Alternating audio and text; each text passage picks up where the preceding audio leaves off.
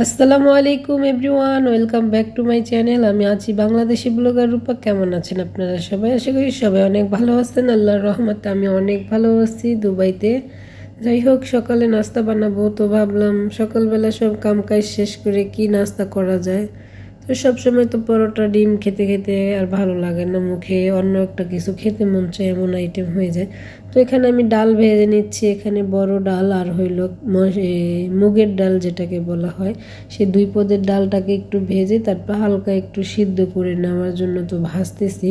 তো বেশি কালার করবো না, হালকা এই যে লাল লাল হয়ে গেছে, একটা দুইটা বোঝা যাইতেছে, হালকা লাল লাল করে ভাজবো। আর চুলার জালটা কিন্তু অনেক কমিয়ে দিয়ে ভাজতে হবে, বেশি জাল দিলে আবার ডালটা পুড়ে গেলে সেটা আবার কালো হয়ে যাবে। তো আমার ডাল অলরেডি ভাজা হয়ে গেছে, যেটা এখন আমি গরম পানি দিব এখানে। তো এই যে গরম পানি দিয়ে দিতেছি হালকা একটু সিদ্ধ করার জন্য। আমি খুব সিম্পলভাবে আজকে খিচুড়িটা রান্না করব, তাই তোমাদের সাথে একটু শেয়ার করতেছি যেন সকালে নাস্তা কি খাইতেছি। আর এটা একটা ভারী হেলদি নাস্তা হয়ে যাবে আমাদের জন্য, দুপুরে না খাইলেও চলবে এমন একটা, যেহেতু একবেলাই খাওয়া হয় তখন দুপুরে খিদা লাগলে হালকা পাতলা খাওয়া যাবে। তো ডাল এখানে চাল দিয়েছি আমি বাসমতি চাউল, আর দেখাইতে পারি নাই। তারপরে কাঁচা মরিচ, কাঁচা পেঁয়াজ, হলুদ, মরিচ, একটু কারি পাউডার, তেজপাতা, এলাচ, দারচিনি, তারপরে লবণ দিই নেই, এখনো লবণটা দিব। তো সব কিছু দিয়ে এখন ভালো করে, তারপর রসুনও দিয়েছি, আদা রসুন পেস্ট দিয়েছি। সেম কষিয়ে রান্না করা যায়, এভাবেও রান্না করা যায়। তো আমি আজকে সিম্পলভাবে, যেহেতু সময়ও নাই, খেতে হবে, কারণ তাড়াতাড়ি খিদাও লাগছে, বসাই দিতেছি এভাবে। তো লবণ দিয়ে দিতেছি, লবণটা দিতে ভুলে গেছিলাম। তো যাই হোক, লবণ দেওয়ার পরে তেলও অলরেডি দিয়ে দিয়েছি। তো দেওয়ার পরে আমি এখানে গরম পানি দিয়ে দেন একবারে বসাই দিব, যাতে তাড়াতাড়ি হয়ে যায়। গরম পানি দিলে কি হয়, তাড়াতাড়ি বলক চলে আসবে, এই কারণে গরম পানি দেওয়া।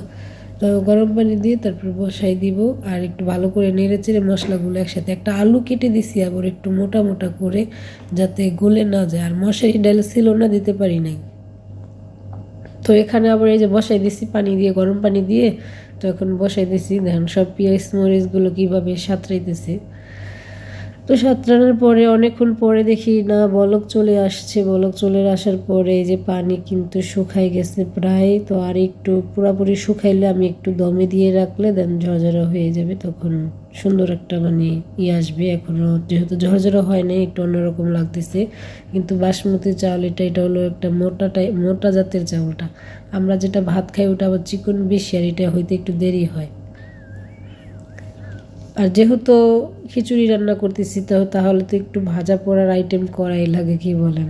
তো এই কারণে ভাবলাম বেগুন আছে, বেগুন আনছিলাম মার্কেট থেকে, গোল গোল বেগুনগুলো। আর এই যে খিচুড়িটাও কমপ্লিট, ওই বেগুনটা একটা কাইটা নিচ্ছি, একটা বেগুন ভাজতেছি, হয়ে যাবে দুইজনের, ননদ ভাবির আর একজন আছে তার।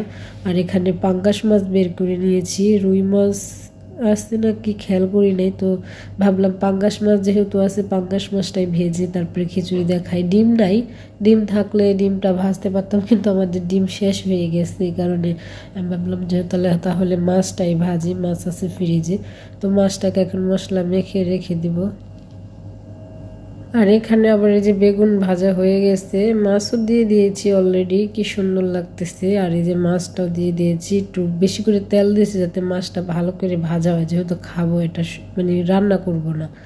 তো এই যে মাছটা কিন্তু ভাজা হয়ে যাচ্ছে, কালারও সুন্দর। আর এখানে আবার এই যে গরুর মাংসের কিমাগুলো ছিল, সেই কিমাগুলো তো আর খাওয়া হয়নি, ফ্রিজে রাখছিলাম, এখন বের করে আবার বাকিটুকু ভাজা ভাজা করে নিতেছি।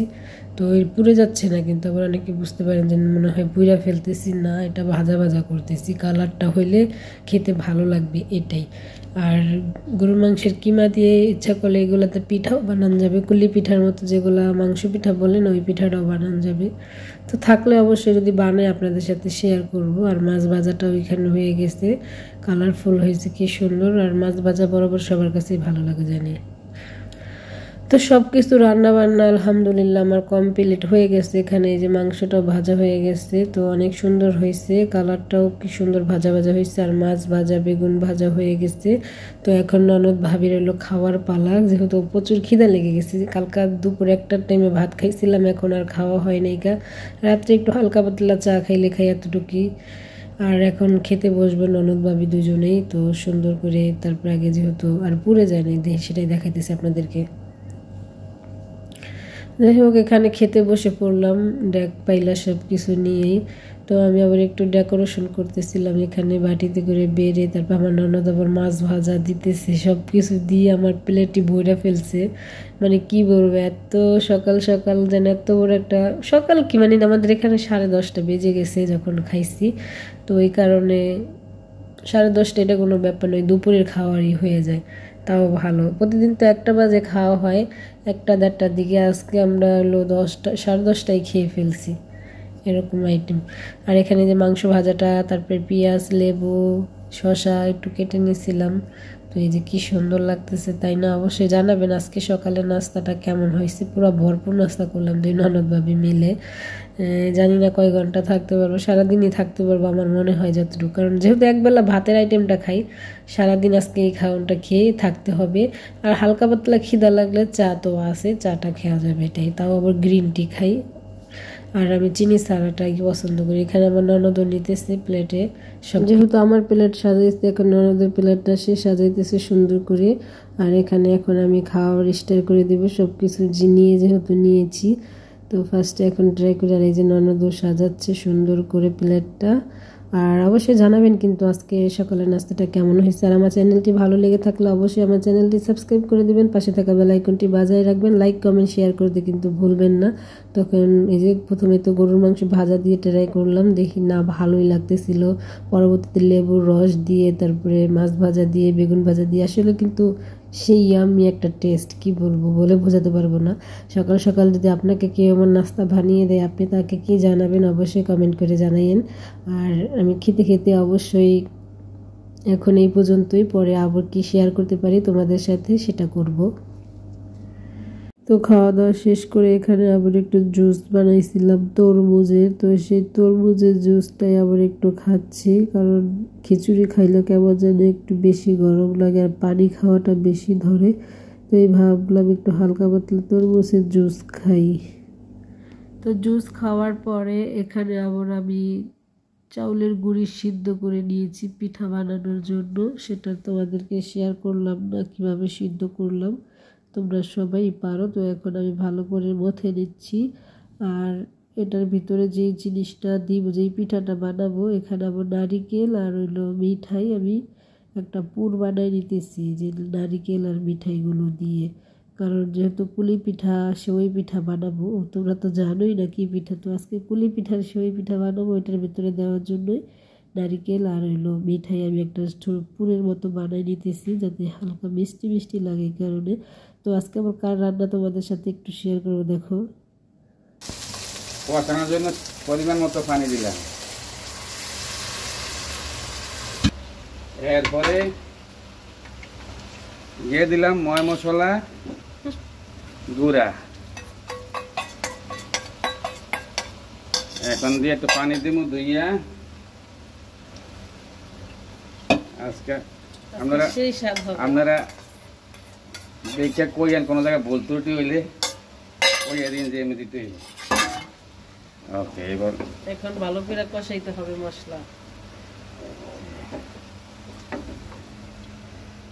এখানে এই যে মাংসগুলা কাটা হচ্ছে ছোট ছোট করে, আর এখানে এই যে মশলা কষানো হচ্ছে, একটা টমেটো দিয়েছে সাথে, আর এখানে ডাল বসেছে, এই যে কি সুন্দর।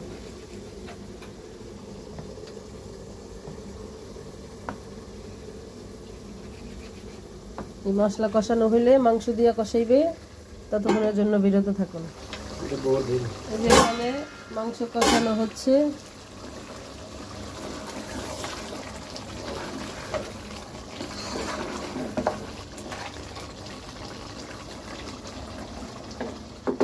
তো এতক্ষণ তোমরা দেখলা আমাদের বাসার আনোয়ার ভাই গরুর মাংস, এখানে সে বললো যে রান্না করবে, তাই তাকে গরুর মাংস বের করে দিয়েছিলাম, সে রান্না করে নিয়েছে। আর আমি এখানে আবার পিঠা বানানো স্টার্ট করে দিয়েছিলাম। তো এই যে ছোট ছোট করে হাতে কেটে তারপরে যে কুলি পিঠা বানাইতেছি, অল্প একটু বানাবো। আর এখানে এই যে নারিকেল আর মিঠাই পাক দিয়ে রাখছি এটার ভিতরে ভরার জন্য। তো পিঠা বানাইতে বানাইতে এই যে প্রায় বানাই ফেলছি অনেকগুলো, অল্প হইতেছে মানে অল্পই বানাইতেছি, কারণ ননদ ভাবি খাবো, বেশি মিষ্টি তো এমনিও খাই না, খেতে মন চাইছিল, তো এই অল্প একটু পিঠা বানাইছিলাম, ভালো লাগলো। আর ওই যে একটা চপিং বোর্ডের ভিতরে আমি এইভাবে বানাই নিতেছি, আমি সেওই পিঠা কাটতে পারি না, একটা একটা করে একটু একটু নিয়ে আমি এইভাবে ডলে ডলে বানাইতেছি। মোট কথা খাইতে পারলেই হয়েছে আর বানাইতে পারলেই হয়েছে, যেভাবে একরকম হইলেই হয়েছে, কিন্তু সবার মতো ওইভাবে পিঠা কাটতে পারি না, এটাই হলো মেন সমস্যা। তো অবশ্যই তোমরা জানাবা কেমন হইতেছে আমার পিঠা বানানোটা। আর আজকে যাই আমার ভিডিওর ভিতরে কোনো ভুল ত্রুটি হলে ক্ষমা দৃষ্টিতে দেখবা। আর সবাইকে আর কি বলবো, সবাই ভালো থাকবা, সুস্থ থাকবা। অনেক কিছুই বললাম, সবার রান্না মানে টুকটাক শেয়ার করলাম, অনেক কিছুই শেয়ার করলাম। জানি না কেমন হয়েছে, তোমাদের কাছে কেমন লাগছে, যদি ভালো লেগে থাকে জানাবার। এই যে পিঠা বানানো কমপ্লিট, দেখছো কি সুন্দর দুধ দিয়েছিলাম, ইয়ামি যারা পছন্দ করে তারা দেখলে অবশ্যই লোভ লাগবে পিঠাগুলো। অবশ্যই শীত যেহেতু চলে আসছে, সবাই অবশ্যই পিঠা বানাই খাইবেন, ভালো লাগবে, হালকা শীতের থেকে শুরু করলেই ভালো। তো সবাই ভালো থাকবেন, সুস্থ থাকবেন। আজ এই পর্যন্তই, আল্লাহ হাফেজ। Thanks for watching my video.